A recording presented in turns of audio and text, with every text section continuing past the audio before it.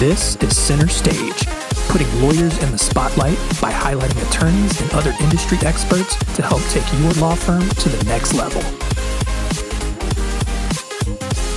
Hey everyone, and welcome to Center Stage. I am your host, John Henson. And if you guys remember back to the very first episode of this show, we talked a lot about embracing social media and really diving into all of the potential that it has for your firm. This week, I wanted to sort of revisit that, but really drill down into some of the individual platforms. And I wanted to talk this week about what I think is a really underrated platform when it comes to your marketing, your networking, your overall business development, and that is LinkedIn. And so to help us do that, I have brought in the man who has literally written the book on how to get the most out of LinkedIn, and that is attorney Frank Ramos. Frank, thank you so much for joining us this week. Thanks so much for having me. I really appreciate it. Yeah. So before we dive in, obviously you have the book, LinkedIn for Lawyers, goes in just all about how you have really mastered LinkedIn for you and your business. But, what else should we know about the man, Frank Ramos? Well, thanks for that introduction. I'm an attorney here in Miami, Florida, and I've been at this firm for quite a number of years.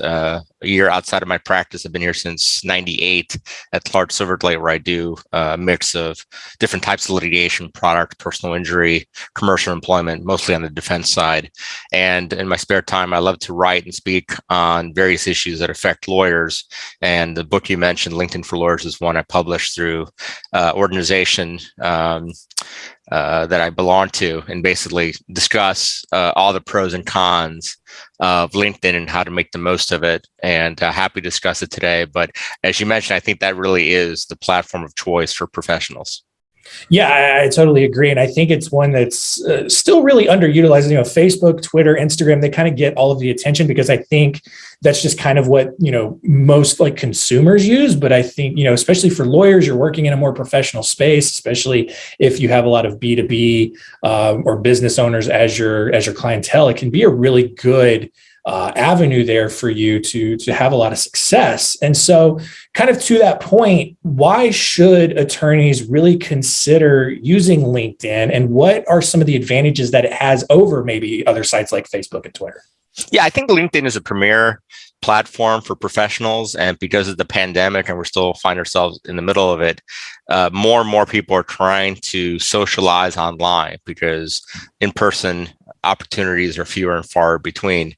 And so when you go online, you ask yourself, well, what are the platforms? What are the ways to communicate with other lawyers, other professionals?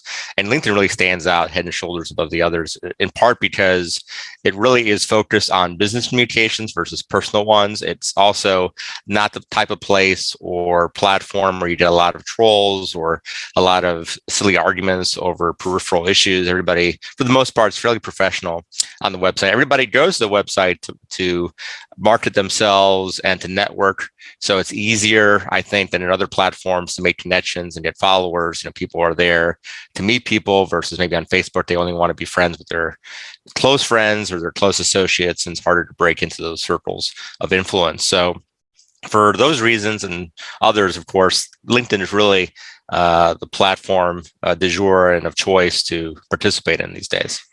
Yeah. And one of the things, especially from a marketing perspective and how we do social media for our clients, one of the things that I really like about LinkedIn is that it still makes it so that everyone that you are connected with sees your post. Like Facebook and Twitter right now, they have algorithms built into where if a business posts something, you don't necessarily see it. And I get why they do that. A lot of businesses kind of abused it, and we're spamming people's timelines with a bunch of ads and stuff. But where that hurts a lot of small businesses and lawyers especially is a lot of the stuff that you post may not get seen on Facebook and Twitter, but at least with your personal LinkedIn, anything you post is going to be seen by people as they're scrolling through their timelines. And so the big thing is making sure that you are increasing your connections on LinkedIn and you're building that audience that way. So what kind of tips do you have for people to increase their LinkedIn connections?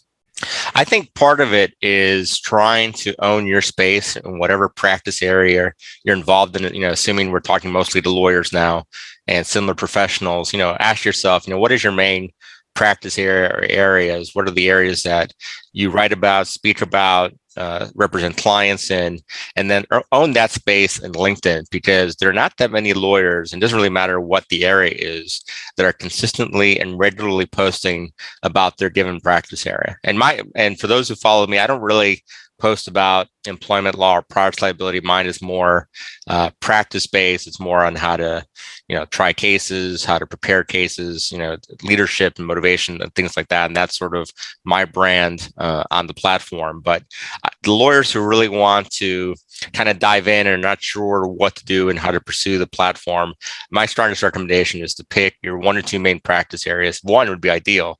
Maybe it's cybersecurity, maybe it's high-end products liability, maybe it's professional liability, whatever it might be, trust in the states, and go back and look at the presentations you've given, look at slide decks you've prepared, look at articles you've written, and you probably have a lot more content than you appreciate. Also think through some basic conversations you've had with clients about common questions they have, and then commit to publishing every day. I believe it was August of 2016 is when I committed to publishing every day, and I don't think I've really missed any days. That includes weekends and holidays. So it's been 5+ years now, and over that time, I've grown my following from about 2,000 to about 60,000.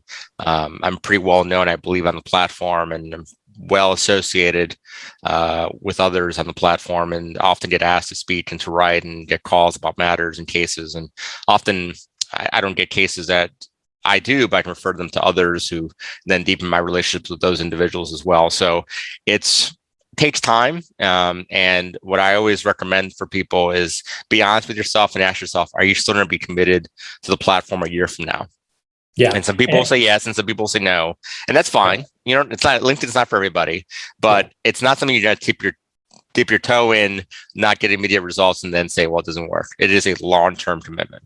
Yeah, for sure. And so, and I love a lot of the things you said, because it echoes a lot of what we tell our clients and what our core messaging is. And it's that the idea of just elevating your expertise. I know a lot of bar associations, especially, have rules about, you cannot explicitly state that you're an expert in your marketing, but when all of your content is focused on that one niche down area that you are super passionate about and that you're an expertise in, it just naturally builds that authority, and people just start naturally seeing you that way. And so to your point, you get all of those extra opportunities, you get asked to go speak on things, people automatically just associate you with that subject matter. You kind of hit on it a little bit there, but in terms of building that expertise and all of that, what sort of specific things should attorneys be posting on their profiles? You make a great point about how a lot of bar associations don't allow you to say you're an expert unless you're like board certified, for example. But the whole purpose of LinkedIn is to come across as an expert in a given field. And you do that by posting regularly in that field. There's different ways of doing that. It could be, Q's and A's that you've had with clients. Obviously, you don't want to reveal client information, but, common questions you get. It could be about recent case law or legislation that's passed and your hot take on that. It could be commenting on somebody else's article or law review or something else that's come across, some newsworthy article. Cybersecurity is probably a good example to sort of play this out. There's constant breaches or constant issues or constant companies coming out and seeking forgiveness and being subject to class action lawsuits. And there's always new information out there that you can kind of, share, and you can become sort of a resource for that area to your followers. People who follow you will know, well, if I want to learn everything there is about cybersecurity, both from what's happening now and what are all the tips and tricks, I can learn it from gentleman X, because he or she is really posting on it regularly. So again, one is, are you going to be committed to doing this consistently, preferably daily, for a year or more? And two, what area you're going to choose, and 3, what can you repurpose in terms of content you've already prepared. At the beginning, you want to make it into a habit where you're posting regularly, and if you're both trying to post regularly and also trying to come up with content, that's kind of difficult. When I first started posting regularly, I just published a book, the Associate's Handbook for DRI, and it was a book for young lawyers, and I basically took excerpts from that book for about a month, just really to promote the book, but it made it really easy to find copy. And then within a month, I got into the habit of posting daily. And then the next habit was to come up with content to post daily. And so you kind of have to take this in different steps. And your first step may be, well, I'm going to commit to posting daily for the next 30 days. And before I do that, I'm going to find content that I have to repurpose. So it's easy for me to do that. And it's just a question of getting into the habit of being on LinkedIn daily and posting something. And then after 30 days, once that becomes a habit, the next habit would be, well, now I need to get into the habit of coming up with original content. And maybe there's still some repurposing. Some of it may be self-congratulatory, but now I'm in the habit of thinking throughout my day as to what I can share about something about the practice, about what I do, about a case I handled, about a new matter that came out, so that, slowly over weeks and months, people come to find and hear about me as being the leading attorney in that practice area. And again, I'm kind of surprised how few attorneys do that on the platform. Even over the 5 years, I can probably name maybe 50 attorneys out of the millions of attorneys on the platform who actually do that. Yeah. So basically, so one of the big things that I heard, though, is that I should not, post like a couple of times and then leave it dormant for 6 weeks and then try to come back again, and I'll post in a week. And then, so what are some of the other kind of big mistakes that you see a lot of attorneys making on their LinkedIn? I think LinkedIn, again, is a platform where you're trying to get to know people. LinkedIn will recommend people you want to connect with. It doesn't have to be somebody you know well. It could be somebody that has certain similarities with you. Maybe they belong to some of the same organizations. Send them a note saying, oh, LinkedIn recommended I connect with you. I noticed we're A, B, and C, if you want to accept my connection. Also, I think a lot of folks keep relationships purely online, and online is sort of a segue into a more personal relationship. So what I typically do is, if I notice somebody commenting or liking my post on a regular basis, I'll send them a direct message of their connection and say, oh, I noticed that you've been, liking my posts or commenting or sharing them. I really appreciate it. If you're ever in Miami, let's get together or something. Or if I'm ever in your neck of the woods, maybe we can get together. 9 out of 10 times, I generally receive a response. It's generally very positive. And that creates the basis of a long, more meaningful relationship that goes beyond just posting and sharing likes or comments, and become something more significant, and we can take the relationship offline, and maybe that leads to business referral. Awesome. So what is, let's say there's someone out there, because I imagine, most people have a LinkedIn profile for sure, but a lot of people may just not have thought about it. Maybe it's been dormant for a while. So what is like 1 or 2 things that someone listening to this episode can do right now, do today, that can at least get them started towards kind of building up a more consistent presence there? I mean, first, to make your point about your profile, go through it and make sure you have a professional photo of yourself that's recent, and have a backdrop photo you can use that kind of solidifies your brand. You can now add an audio component where you actually pronounce your name. You have 10 seconds, so you don't have to just pronounce your name. You can use your tagline if you have one. For your personal description, keep it short, succinct, and in the first person. Make sure you completely fill out your bio in terms of all the places you've worked. Some people don't want to do that because they think they've jumped around a lot. I generally believe that you should probably include the different places you've worked, because what LinkedIn will do is that it'll try to connect you with people who worked there or are working there, and that kind of may remind you of connections you've forgotten that you want to pursue. If you have books or articles you've written, you include links. If you have other information about awards, to really try to fill out your bio as much as possible, but do it in a short, brief way that captures the eye. If you're going to do my bio, if you look it up, I think it's maybe 4 or 5 paragraphs, each 2 or 3 sentences long, all in the first person. Can I write more about myself? Sure. Does anybody care? Not really. And it kind of transfers who I am in as short and succinct and pithy way as possible. And once you have a very strong profile, and you decide you're going to be posting on a regular basis, look at your feed, see who's already on your feed, comment on other people's posts, like other people's posts, be interactive with them. I think each of us likes it when somebody says something nice about us in our post. So, be that person, be the, don't do it just for the sake of doing it, but like, if you see something that really relates to you, take the 10 seconds and say, oh, nice post, or, I liked what you said here or there. And remember, this isn't a place where we do battle and argue with one another, and you don't want to get the reputation of somebody who's always just trying to be devil's advocate. If you don't have something nice to say, just don't say it. If something really upsets you about a post, don't be that person to want to start picking a fight with somebody. Let it go and move on to the next post. And it doesn't happen that often, but yeah, there are some political posts. There are some posts that sometimes are almost nonsensical. I just don't bother engaging. I mean, it's fine. It's their prerogative to do or engage in the platform however they want. It's my prerogative not to engage with them. So that's another thing to do. And again, try to take relationships offline, try to pursue connections, think through people that you've worked with at your old firms, think about former college and law school classmates, connect with them. Again, LinkedIn is not like Facebook or other platforms where you really have to know somebody. You kind of just need to generally know somebody or have a good reason to know somebody. And I think most people on the platform are happy to connect with you. You're limited to 30,000 connections, which most people will never reach. So don't worry about exhausting that. Some of us have passed that, and that's fine. That's part of the way we approach the platform. But most people will probably get a few thousand connections, if that, and that's probably where they'll probably be around. So feel free to connect with people, feel free to follow people. Also, there's and take some time to study how other people are using the platform.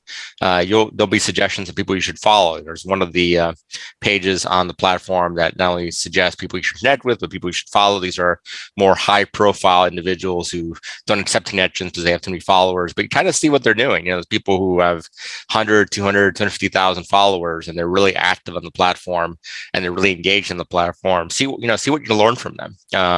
There are certain people I follow that I like what they do. I like how they post things. I like how they share their stories. I like how they set up their posts in terms of the spacing. The more time you spend on the platform, the more time you study the platform, the more you're going to learn from it.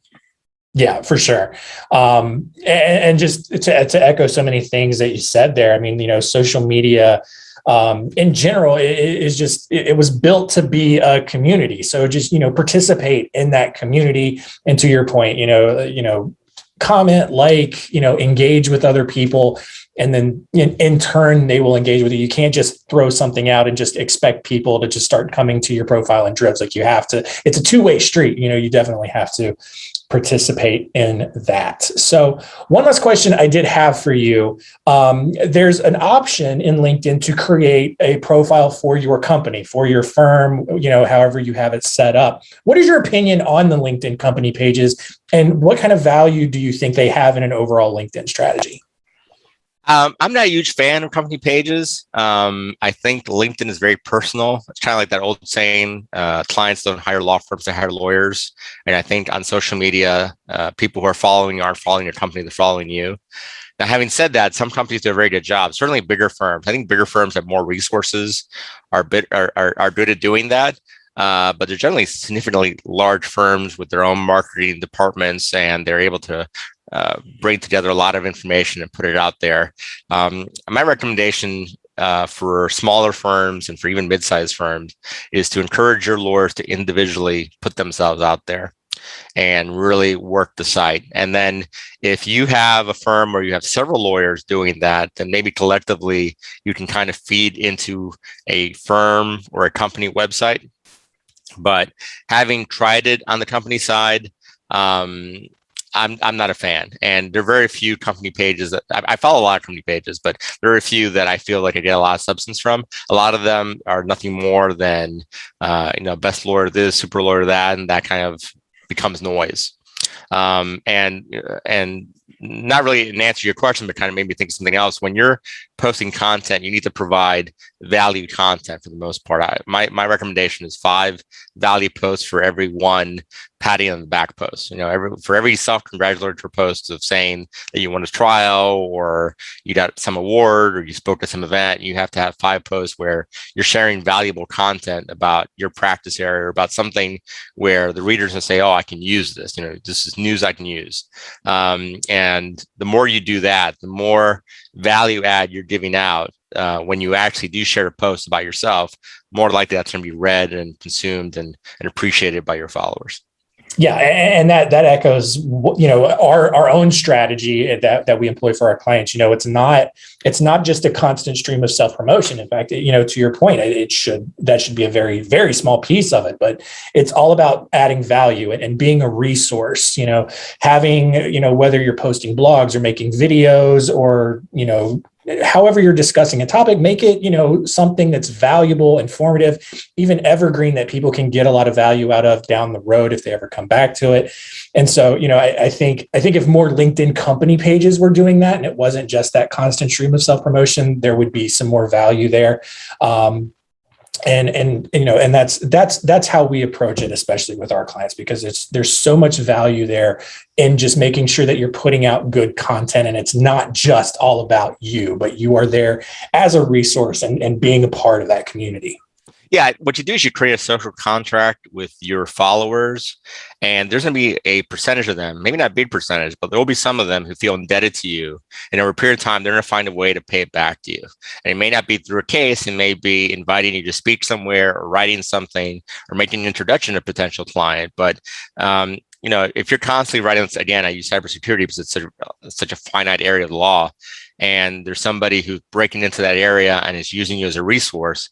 If they ever have a case, they're probably going to call you. If they have an opportunity to have someone speak on a panel, they're probably going to call you. And it's probably because whether they realize it or not, they have a certain debt to you that they want to pay back.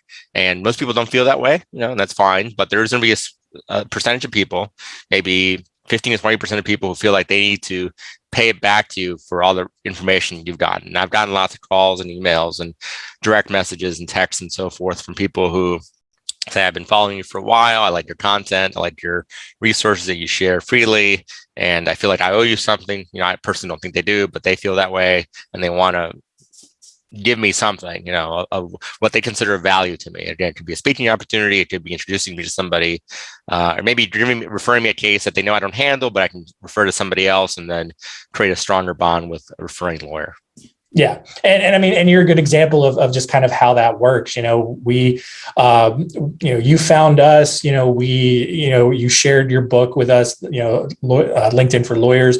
We got a lot of value out of it. And then when the time came, I thought, man, Frank would be a great guest to come on center stage and talk about this. And so that's where it goes. Obviously, we don't need you as a lawyer, thankfully, I guess, in a roundabout way, but there's still that good two-way street of, you provided us value. We want to, find some way to give you an opportunity and get, your knowledge out there on a platform. And it's just something that works really well, all because of social media.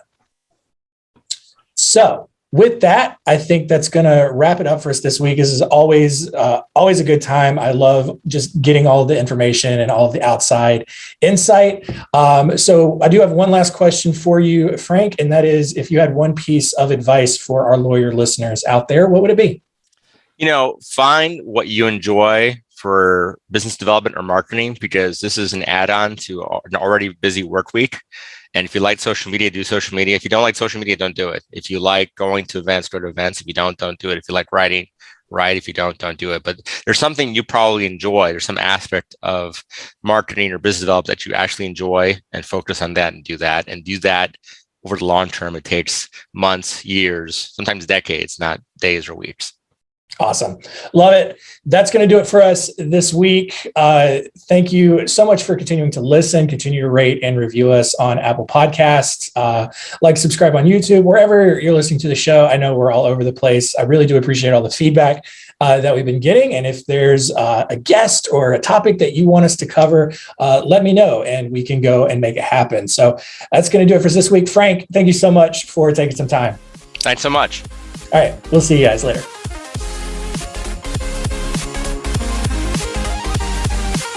Thanks for listening. To learn more, go to spotlightbranding.com/centerstage.